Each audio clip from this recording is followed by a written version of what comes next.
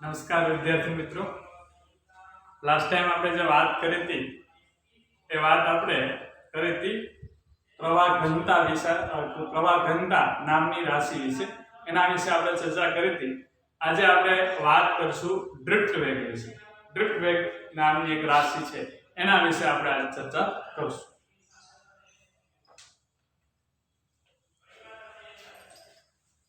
તો ડ્રિફ્ટ વેગ એટલે શું આપણે આજે એ સમજવાનું છે. તો ડ્રિફ્ટ વેગ એટલે શું એ સમજવા માટે આપણે વાહક તાર છે એને ધ્યાનમાં લઈએ. ધારો કે કોઈ એક નળાકાર વાહક તાર છે, નળાકાર વાહક તાર. નળાકાર આકારનું જ લેવું એવું કોઈ જરૂરી નથી. તમે અન્ય આકારનો વાહક પદાર્થ પણ વિચારી શકો છો. કોઈ પણ એક વાહક પદાર્થ છે, દાખલા તરીકે એક વાહક તાર છે. આપણે સૌ જાણીએ છીએ આ ઘન વાહક છે, તો કોઈ પણ ઘન પદાર્થ એના ઘટક કણો અને અણુ પરમાણુ આયનોનો બનેલો છે. હવે આ વાહક પદાર્થ છે, કેવો પદાર્થ છે? વાહક પદાર્થ. તો વાહક પદાર્થમાં આપણે સૌ જાણીએ છીએ કે ઓરડાના તાપમાને ઘણા બધા મુક્ત ઇલેક્ટ્રોન્સ આવેલા હોય છે. શું આવેલું હોય છે? ઘણા બધા મુક્ત ઇલેક્ટ્રોન્સ. આ મુક્ત ઇલેક્ટ્રોન્સ છે એ આ વાહકની અંદર બિલકુલ શું કરે છે? અસ્તવ્યસ્ત ગતિ કરે છે. જેમ તમે એક વાયુ પદાર્થની અંદર એક વાયુ ભરી દો, દાખલા તરીકે એક વાયુ પદાર્થ છે, આ એક કોઈ પાત્ર છે, સોરી, આ એક પાત્રમાં તમે વાયુ ભરી દો, વાયુ, અને આ વાયુના અણુઓ આ પાત્રની અંદર બિલકુલ અસ્તવ્યસ્ત ગતિ કરતા હોય છે. શું કરતા હોય છે? બિલકુલ અસ્તવ્યસ્ત ગતિ કરતા હોય છે. એવી જ રીતે આ વાહકની અંદર આ જે પદાર્થ છે એની અંદર રહેલા મુક્ત ઇલેક્ટ્રોન્સ છે, એ મુક્ત ઇલેક્ટ્રોન્સ આ વાહકની અંદર બિલકુલ અસ્તવ્યસ્ત ગતિ કરે છે. કેવી ગતિ કરે છે? અસ્તવ્યસ્ત ગતિ કરે છે. આ ગતિ દરમિયાન તેઓ શું કરતા હશે? તો કે આ વાહકની અંદર રહેલા ધન આયનો જે છે, આ ધન આયનો જે છે એ વાહકની અંદર અસ્તવ્યસ્ત ગતિ કરતા નથી. આ જે ધન આયનો, જે મેં યેલો ડોટ્સ વડે બતાવ્યા છે, ધન આયનો દાખલા તરીકે છે, ધારો કે તો આ ધન આયનો છે એ આ વાહકની અંદર એક જગ્યાએથી બીજી જગ્યાએ ગતિ કરવા માટે મુક્ત નથી, કારણ કે ઘન પદાર્થ છે. કેવો પદાર્થ છે? ઘન પદાર્થ. તો આ ઘન વાહકની અંદર રહેલા ધન આયનો જે છે એ પોતાના ચોક્કસ સ્થાન પર ગોઠવાયેલા છે, એમના લેટિસ બિંદુઓ પર ગોઠવાયેલા છે. તેઓ માત્ર શું કરે છે? તો કે તેમના મધ્યમાન સ્થાનની આસપાસ દોલનો કરે છે. શું કરે છે? તેમના મધ્યમાન સ્થાનની આસપાસ દોલનો કરે છે, પરંતુ તેઓ એક જગ્યાએથી બીજી જગ્યાએ ગતિ કરવા માટે મુક્ત નથી. જ્યારે કે ઇલેક્ટ્રોન્સ છે, આ વાહકની અંદર રહેલા મુક્ત ઇલેક્ટ્રોન્સ, કેવા ઇલેક્ટ્રોન? મુક્ત ઇલેક્ટ્રોન્સ. આ મુક્ત ઇલેક્ટ્રોન જે છે એ આ વાહકની અંદર ગતિ કરવા માટે મુક્ત છે. જે આ વાહકની અંદર કેવી ગતિ કરે છે? તો કે બિલકુલ અસ્તવ્યસ્ત ગતિ કરે છે. કેવી ગતિ કરે છે? અસ્તવ્યસ્ત. આ ગતિ દરમિયાન તેઓ શું કરશે? તો કે ધન આયનો સાથે અથડામણ પણ અનુભવશે. શું કરશે? આ મુક્ત ઇલેક્ટ્રોન્સ પોતાની ગતિ દરમિયાન ધન આયનો સાથે અથડામણ પણ અનુભવશે, અને અથડામણ બાદ તેઓ એ ઝડપથી પરંતુ કોઈ અન્ય દિશામાં શું કરશે? તો કે ગતિ કરવા લાગશે. અથડામણ બાદ તેના વેગની કોઈ ચોક્કસ દિશા હોતી નથી કે આ જ દિશામાં જશે, એવું હોતું નથી. બિલકુલ તેઓ અસ્તવ્યસ્ત આ વાહકની અંદર ગતિ કરે છે, મુક્ત ઇલેક્ટ્રોન્સ. આથી આ નોર્મલ સંજોગોમાં, સામાન્ય સંજોગોમાં કોઈ વાહક રહેલો છે ત્યારની આપણે વાત કરીએ છીએ. હવે આ ઇલેક્ટ્રોન છે એની ગતિ બિલકુલ અસ્તવ્યસ્ત હોવાને કારણે આ બધા ઇલેક્ટ્રોન્સનો તમે વેગ વિચારો, સરેરાશ વેગ. કોઈ એક ઇલેક્ટ્રોનનો વેગ v1 છે, કોઈ બીજા ઇલેક્ટ્રોનનો વેગ v2 છે, કોઈ ત્રીજા ઇલેક્ટ્રોનનો વેગ v3 છે. આવા વેગથી આ બધા ઇલેક્ટ્રોન છે બિલકુલ અસ્તવ્યસ્ત ગતિ કરે છે કોઈ એક સમયે. તેથી આ બધા વેગનું તમે એવરેજ કરો. શું કરો? એવરેજ, સરેરાશ વેગ કરો છો તમે. આ વાહકની અંદર રહેલા જે મુક્ત ઇલેક્ટ્રોન્સ છે, ધારો કે નંબર ઓફ ઇલેક્ટ્રોન્સ n છે, કેપિટલ N આપણે નંબર ઓફ ઇલેક્ટ્રોન્સ, મુક્ત ઇલેક્ટ્રોન્સની સંખ્યા, મુક્ત ઇલેક્ટ્રોન્સની સંખ્યા જે છે એ ધારો કે આપણે n કહીએ. તેથી સરેરાશ વેગ શું થશે? સરેરાશ વેગ હું એને V એવરેજ લખી દઉં. શું લખી દઉં? V average. V average dash અત્યારે એને કહી દઉં. એક ઇલેક્ટ્રોનનો વેગ v1 છે, બીજાનો v2 v3. આવી રીતે બધા જુદા જુદા ઇલેક્ટ્રોનનો વેગ છે. આ બધાનું તમે સરેરાશ વેગ કરો એટલે શું થશે? તો કે v1 v2 v3 up to so on upon n થાય કે ના? આ સરેરાશ વેગ અથવા તો આને આ રીતે લખી શકું is equal to summation of vi where I is equal to 1 to n. આ જે આન્સર થશે એ આન્સર થશે 0. શા માટે આન્સર 0 થશે? તો કે અહીં ઇલેક્ટ્રોનને કોઈ ચોક્કસ દિશામાં વેગ છે નહીં. બધા ઇલેક્ટ્રોનનો વેગ કેવો છે? અસ્તવ્યસ્ત દિશાઓમાં છે. તેઓ છે કે આ ગતિ દરમિયાન ધન આયનો સાથે અથડાશે. અથડાનો બાદ કઈ દિશામાં જશે? તો કે એના વેગની કોઈ ચોક્કસ દિશા નથી. બિલકુલ અસ્તવ્યસ્ત ગતિને કારણે આ બધા ઇલેક્ટ્રોનનો જે સરેરાશ વેગ છે કેટલો થશે? 0. આ અગાઉ પણ આપણે ચર્ચા કરેલી છે. આ 0 સરેરાશ વેગ છે એટલે આના કોઈ પણ આડછેદમાંથી આ વાહકના કોઈ પણ આડછેદમાંથી એકમ સમયમાં પસાર થતો વિદ્યુતભાર, ચોખ્ખો વિદ્યુતભાર કેટલો છે? 0 છે. આના કોઈ પણ આડછેદમાંથી એકમ સમયમાં પસાર થતો ચોખ્ખો વિદ્યુતભાર કેટલો છે? 0. કારણ કે બધા જ ઇલેક્ટ્રોન છે એ અસ્તવ્યસ્ત દિશાઓમાં ગતિ કરે છે. આ જે ગતિ છે એ કઈ ગતિ કહેવાય? એને ઉષ્મીય ગતિ કહેવાય. કઈ ગતિ કહેવાય? ઉષ્મીય ગતિ. કઈ ગતિ? ઉષ્મીય ગતિ. વાહકના તાપમાનને આધારે, તાપમાન અનુસાર જે આ ઇલેક્ટ્રોન્સની જે ગતિ છે વાહકની અંદર થાય છે એ ઇલેક્ટ્રોનની ઉષ્મીય ગતિ છે. આપણે સૌ જાણીએ છીએ મુજબ કે આ વાહકનું તાપમાન તમે વધારો. શું કરો? તાપમાન વધારો તો શું થશે? તો કે ધન આયનો જે છે એ પોતાના મધ્યમાન સ્થાનની આસપાસ દોલનો કરે છે. એ દોલનો કેવા બનશે? મોટા અને ઝડપી. કેવા બનશે? મોટા અને ઝડપી. આ ઇલેક્ટ્રોન જે ગતિ કરે છે તેની ગતિ ઊર્જામાં પણ શું થશે? વધારો. એટલે એની ગતિમાં છે વધારો જોવા મળશે, જે આપણે જાણીએ છીએ. આ છે વાત ઉષ્મીય ગતિ. તો ઉષ્મીય ગતિને કારણે જે ઇલેક્ટ્રોન ગતિ કરે છે, ઉષ્મીય એનો સરેરાશ વેગ કેટલો છે? 0. કેટલો છે? 0. આ અગાઉની આટલી વાત તો આપણે જાણતા જ હતા. હવે ધ્યાનથી સમજજો. હવે આપણે વાત કરીએ કે જો આ વાહક છે એમાં આપણે વિદ્યુત ક્ષેત્ર પ્રસ્થાપિત કરીએ. શું? વિદ્યુત ક્ષેત્ર લાગુ પાડીએ. આ વાહકને શું લાગુ પાડીએ? બાહ્ય વિદ્યુત ક્ષેત્ર. શું? બાહ્ય વિદ્યુત ક્ષેત્ર. કેવી રીતે આપણે બાહ્ય વિદ્યુત ક્ષેત્ર લાગુ પાડશું? તો કે ધારો કે આ છેડો x કહી દઈએ, આ છેડો y કહી દઈએ. આપણે x છેડો છે એને ધન સ્થિતિમાનને રાખીએ અને y છેડો છે એને ઋણ સ્થિતિમાનને રાખીએ. વિદ્યુત સ્થિતિમાનનો તફાવત આપ્યા બે છેડા વચ્ચે. એટલે શું થશે? ધન થી ઋણ તરફનું વિદ્યુત ક્ષેત્ર પ્રસ્થાપિત થશે. શું થશે? આ વાહકની અંદર ધન થી ઋણ તરફનું બાહ્ય વિદ્યુત ક્ષેત્ર છે એ પ્રસ્થાપિત થશે. હવે જેવું બાહ્ય વિદ્યુત ક્ષેત્ર પ્રસ્થાપિત થશે એટલે આ બાહ્ય વિદ્યુત ક્ષેત્ર છે એ વાહકની અંદર રહેલા વીજભારિત કણો ઉપર શું કરશે? બળ લગાડશે, જેને વિદ્યુત બળ કહેવાય. તો એ બાહ્ય વિદ્યુત ક્ષેત્રને અગાઉ આપણે વાત કરેલી છે કે બાહ્ય વિદ્યુત ક્ષેત્ર વડે ધન આયનો પર પણ બળ લાગશે અને મુક્ત ઇલેક્ટ્રોન્સ પર પણ બળ લાગશે. તો આ ધન આયનો છે આ બળની અસર હેઠળ એક જગ્યાએથી બીજી જગ્યાએ જવાના નથી, કારણ કે તેઓ વાહકની અંદર ગતિ કરવા માટે મુક્ત નથી. તેઓ પોતાના એક ચોક્કસ સ્થાન પર બંધિત છે. જ્યારે કે મુક્ત ઇલેક્ટ્રોન્સ છે એ આ વાહકની અંદર ગતિ કરવા માટે મુક્ત છે.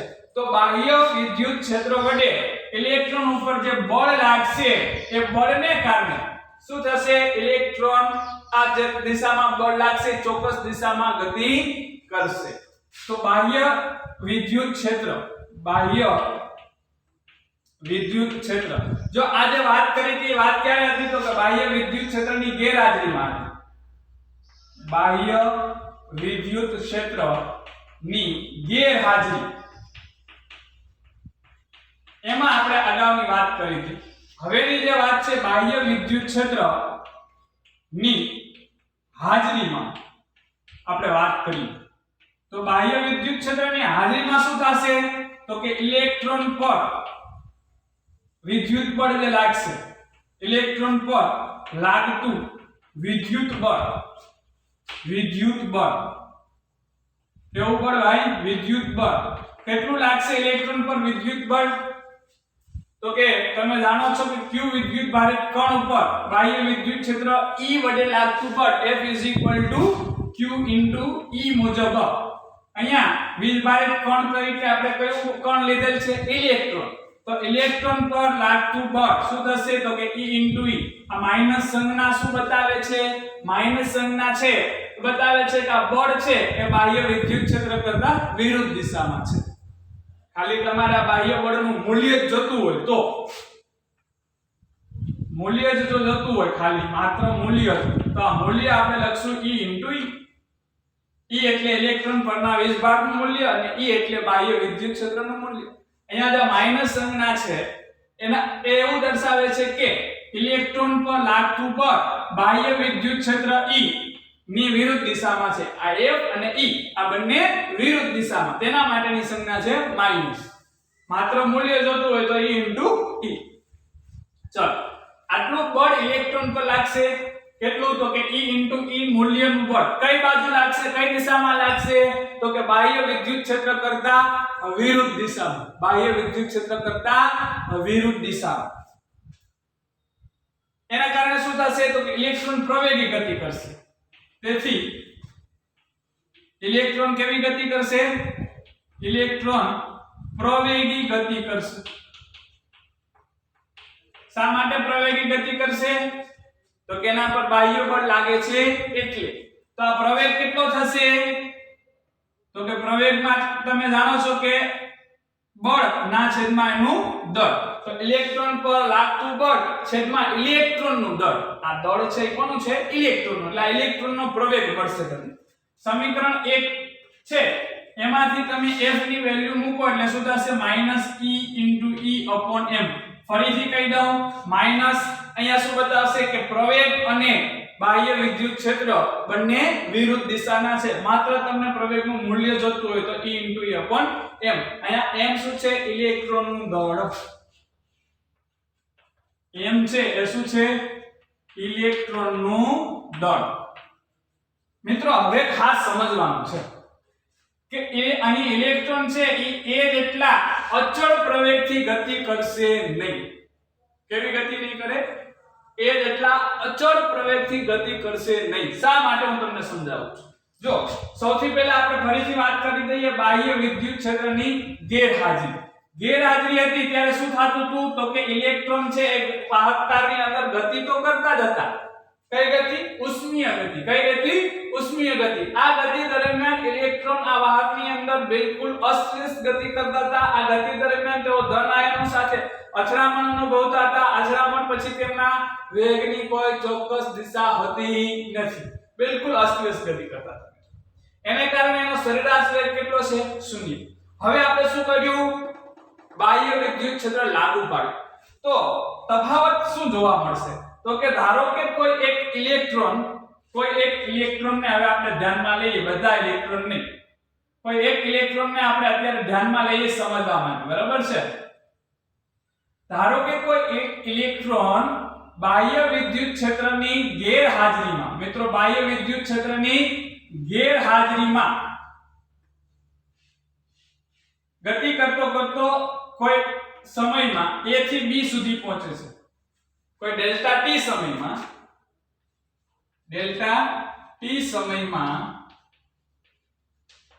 A થી B સુધી પહોંચે છે.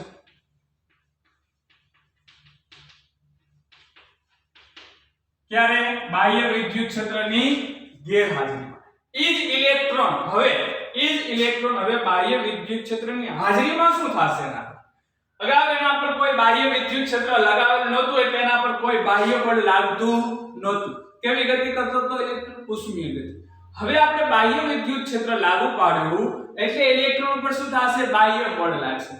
બાહ્ય બળ કેટલું લાગશે? E/E. આ બાહ્ય બળને કારણે ઇલેક્ટ્રોન પ્રવેગી ગતિ કરશે, જેનો પ્રવેગ કેટલો હશે? E/m. એના પર લાગતું બળ છે એનું દળ. પરંતુ હવે સમજજો ભાઈ, પરંતુ અહીં ઇલેક્ટ્રોન એ જેટલા અચળ પ્રવેગથી ગતિ કરશે નહીં. અચળ પ્રવેગથી ગતિ કરશે નહીં. શા માટે? એ જેટલા અચળ પ્રવેગથી ગતિ કરશે નહીં, પરંતુ આ પ્રવેગ ક્ષણિક હશે. કેવો હશે? ક્ષણિક હશે. કેવો પ્રવેગ હશે? ક્ષણિક. શા માટે એ તમને કહું છું કે ઇલેક્ટ્રોન પર બાહ્ય બળ લાગવાને કારણે ઇલેક્ટ્રોન આટલો પ્રવેગ મેળવશે, પરંતુ એ અચળ નહીં રહે, આટલો ને આટલો કન્ટિન્યુ જળવાઈ નહીં રહે. એ પ્રવેગ કેવો હશે? ક્ષણિક. શા માટે?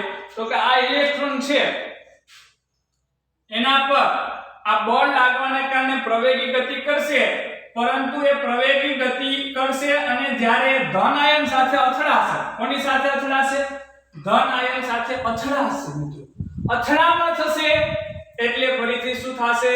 તો કે એને પ્રાપ્ત કરેલ વેગ શૂન્ય થશે. ક્ષણિક પૂરતો ધ્યાન રાખજો, પછી ન્યા સ્થિર નહીં રહે ઇલેક્ટ્રોન. આની સાથે અથડાશે એટલે એને પ્રાપ્ત કરેલ વેગ ગુમાવશે અને ફરીથી એના પર બાહ્ય બળ તો હજી લાગે જ છે. બાહ્ય વિદ્યુત ક્ષેત્ર તો છે, એ કાંઈ વયું ગયું નથી. એટલે બાહ્ય વિદ્યુત ક્ષેત્ર હોવાને કારણે એના પર આ બાહ્ય બળ છે એ તો લાગે જ છે. એટલે આ ઇલેક્ટ્રોન શું થશે? ફરીથી પ્રવેગિત થશે. શું થશે? ફરીથી પ્રવેગિત.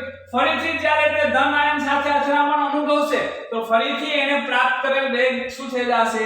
શૂન્ય થઈ જશે. ફરીથી એ નવેસરથી પ્રવેગિત થશે. ફરીથી જ્યારે ધન આયન સાથે અથડામણ અનુભવશે ત્યારે શું થશે? તો કે એને પ્રાપ્ત કરેલ વેગ છે એ શૂન્ય થઈ જશે. ફરીથી એ નવેસરથી પ્રવેગિત થશે. ફરીથી જ્યારે એ ધન આયન સાથે અથડાશે ત્યારે એને પ્રાપ્ત કરેલ વેગ 0 બનશે. આ રીતે ઇલેક્ટ્રોન છે એ વાહકની અંદર ઘસડાતો છે એ ગતિ કરે છે, નહીં કે એ અચળ પ્રવેગથી ગતિ કરે છે. જ્યારે તમે કોઈ વાહક છે એમાં બાહ્ય વિદ્યુત ક્ષેત્ર અપ્લાય કરો છો, લાગુ પાડો છો, ત્યારે બાહ્ય વિદ્યુત ક્ષેત્રને કારણે ઇલેક્ટ્રોન પર બળ લાગે છે. એ બળને કારણે ઇલેક્ટ્રોન પ્રવેગી ગતિ કરશે, પ્રવેગ મેળવશે, પરંતુ આ પ્રવેગ એનો અચળ હશે નહીં. ખાસ વાત સમજવાની છે મિત્રો, આ અચળ પ્રવેગ નહીં હોય. કેવો પ્રવેગ હશે?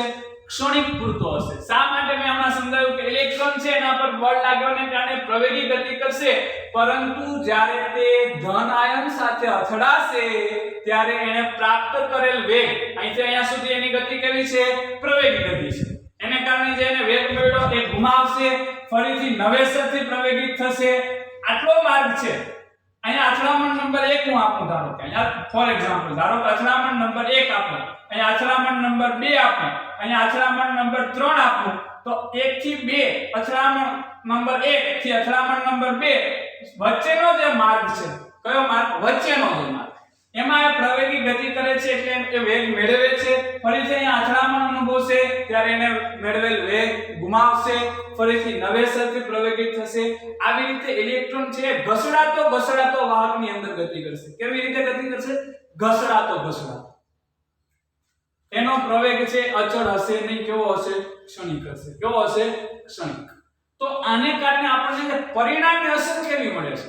પરિણામી અસર જે કેવી મળે છે એના વિશે વાત કરીએ. તો અહીં આ કોઈ એક ઇલેક્ટ્રોન છે, એટલે બીજો ઇલેક્ટ્રોન, ત્રીજો. નંબર ઓફ ઇલેક્ટ્રોન્સ આપણે કેટલા કીધા? નંબર ઓફ ઇલેક્ટ્રોન્સ n કીધા. તો અહીંયા તમે કોઈ એક આયનો ઇલેક્ટ્રોન વિચારો, કોઈ એક આયનો ઇલેક્ટ્રોન વિચારો, અથવા તો કોઈ એક આયમાં ઇલેક્ટ્રોનનો વેગ તમે વિચારો, તો આ વેગ v I કેટલો થશે? તો કે તમે આ એક ઇલેક્ટ્રોન છે એ અહીંથી અહીંયા સુધી પહોંચે છે, ગતિ કરે છે, અહીંયા અથડામણ અનુભવે છે અને પ્રાપ્ત કરેલ વેગ ગુમાવે છે, ફરીથી નવેસરથી પ્રવેગિત થાય છે, અથડામણ અનુભવે છે અને પ્રાપ્ત કરેલ વેગ ગુમાવે છે, અહીંથી એ ગતિ કરતો અહીંયા અથડામણ અનુભવે છે ત્યાં સુધી એ પ્રવેગી ગતિ કરે. તો તમે કોઈ એક અથડામણ પછી ti સમયગાળો વિચારો. દાખલા તરીકે અહીંથી અહીંયા આ ઇલેક્ટ્રોન ગતિ કરે છે. કેવી રીતે? કેવી ગતિ કરે છે? પ્રવેગી. તમે એના આ બિંદુ પાસે વેગ વિચારો, અહીંયા વેગ વિચારો. આ બિંદુ પાસે એનો p બિંદુ આપણે એને આપી દઈએ. ચલો p બિંદુ પાસે વેગ વિચારો. તો અગાઉ એને ક્યારે અથડામણ અનુભવી? અહીંયા અહીંથી અહીંયા પહોંચવામાં કેટલો સમય લાગ્યો? ધારો કે ti સમય લાગ્યો. કેટલો? ti. તો I માં ઇલેક્ટ્રોનનો વેગ હું શું લખીશ? તો કે v1 વત્તા at. મિત્રો અચળ પ્રવેગ ગતિનું સમીકરણ છે કે t સમયે તમારે એનો વેગ ફાઇન્ડ કરવો છે v. આ પ્રકારનું સમીકરણ છે v બરાબર u plus at. u એટલે પ્રારંભિક વેગ દર્શાવે છે, a એનો અચળ પ્રવેગ બતાવે છે, t સમય બતાવે છે, એટલે તમને t સમયે આ એક કણનો તમને વેગ મળે એ મુજબ આપણે ફાઇન્ડ કરી શકીએ. તો આ v1 શું છે? પ્રારંભિક વેગ. શું છે? પ્રારંભિક વેગ. તો ઈ વેગ કયો હશે? ઉષ્મીય ગતિવાળો વેગ. કયો વેગ છે? ઉષ્મીય ગતિવાળો વેગ. આ ઇલેક્ટ્રોનનો ઉષ્મીય ગતિને કારણે વેગ. આ a શું છે? એનો પ્રવેગ અને આ t સમય. તો હું લખી શકીશ કે I માં ઇલેક્ટ્રોનનો વેગ છે એ શું થશે? તો કે v1 વત્તા a એની આપણે કિંમત મૂકી દઈએ તો -t * e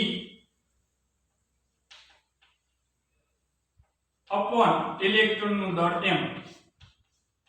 આ સમીકરણ નંબર આપણે આપીએ 3. તો સમીકરણ 3 મુજબ તમને ti સમયે ઇલેક્ટ્રોનનો વેગ છે એ મળશે. આ તો એક ઇલેક્ટ્રોનની વાત કરી મિત્રો. બીજા ઇલેક્ટ્રોનની આવા તો નંબર ઓફ ઇલેક્ટ્રોન્સ કેટલા છે? n. તો આ બધા ઇલેક્ટ્રોનનો સરેરાશ વેગ તમે જો લેવા જાઓ, સરેરાશ વેગ જો તમે લેવા જાઓ v એવરેજ, vi એવરેજ, તો તમને શું મળશે? આ v1 નું એવરેજ. v1 એટલે એ એક ઇલેક્ટ્રોનનો વેગ છે, અથવા તો અહીંયા આપણે એને vi ડેશ કહી દઈએ. શું કહી દઈએ? vi dash. તો આ vi ડેશ નું બધાનું એવરેજ સમીકરણ 1 આપણે એને v એવરેજ ડેશ કીધું હતું. ઈ તો શૂન્ય છે. સમીકરણ આપણું જે 1 છે એ મુજબ આ સમીકરણ એને નંબર આપણે નથી આપ્યો, એને દાખલા તરીકે અહીંયા સમીકરણ x આપી દઈએ. તો સમીકરણ x મુજબ આપણે જાણીએ છીએ કે ઉષ્મીય ગતિ છે એનો સરેરાશ વેગ તો કેટલો છે? શૂન્ય છે. કઈ ગતિ? ઉષ્મીય ગતિનો સરેરાશ વેગ તો શૂન્ય છે. માત્ર વાત રહી બાહ્ય વિદ્યુત ક્ષેત્ર વડે જે બળ લાગે છે એ બળને કારણે ઇલેક્ટ્રોન પ્રવેગી ગતિ કરે છે, પરંતુ આ ખાસ અગત્યની બાબત કે એ જેટલા અચળ પ્રવેગથી ગતિ કરતો નથી, તેનો પ્રવેગ કેવો છે? ક્ષણિક. શા માટે? મેં હમણાં તમને સમજાવ્યું. તો બધા તમે ઇલેક્ટ્રોનનો સરેરાશ વેગ લેવા જાઓ તો આ પદ પહેલું પદ છે એનું સરેરાશ છે 0. વાત કરીએ બીજા પદની, તો બીજા પદમાં e અને m આ ત્રણેય પદ કેવા છે? અચળ છે. ઇલેક્ટ્રોન પરનો વીજભાર, આ કેપિટલ E એટલે બાહ્ય વિદ્યુત ક્ષેત્ર અને m એટલે ઇલેક્ટ્રોનનું દળ. તો આ ત્રણેય પદ અચળ છે મિત્રો. વાત કરીએ ti ની, તો દરેક વખતે ઇલેક્ટ્રોનને એક અથડામણથી બીજી અથડામણ થવા માટે લાગતો સમય એક સરખો હોતો નથી. કે કોઈ ઇલેક્ટ્રોનને એક અથડામણ અનુભવવા માટે વધારે સમય લાગશે, કોઈ ઇલેક્ટ્રોન ઓછો સમય લેશે. તો આ ti છે એનું આપણે સરેરાશ વેલ્યુ છે ફાઇન્ડ કરવી પડે. આ ti નું જે સરેરાશ વેલ્યુ છે આ e m આ ત્રણેય પદ અચળ છે, એને કહેવામાં આવે છે ટાઉ. શું કહેવામાં આવે છે? ટાઉ. અહીંયા ટાઉ નામનું જે પદ છે એને કહેવામાં આવે છે રિલેક્સેશન સમય. રિલેક્સેશન સમય. તો રિલેક્સેશન સમય એટલે શું મિત્રો? તો રિલેક્સેશન સમય એટલે બીજું કાઈ નહીં, ઇલેક્ટ્રોનની ધન આયન સાથેની બે ક્રમિક અથડામણો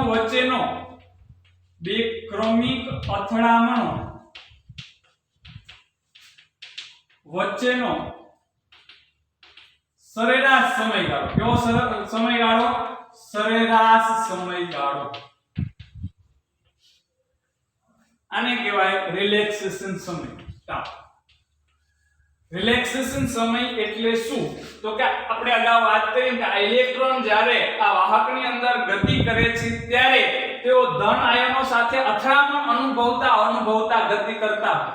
તો કોઈ ઇલેક્ટ્રોનને અહીંથી અહીંયા પહોંચવામાં ધારો કે t1 સમય લાગ્યો, એટલે એક અથડામણ એને અહીંથી અહીંયા એક અથડામણ એને અનુભવી, એના માટે એને t1 સમય લાગ્યો. કોઈ બીજા ઇલેક્ટ્રોન t2 સમય લાગશે, કોઈ ત્રીજા ઇલેક્ટ્રોનને t3 સમય લાગશે.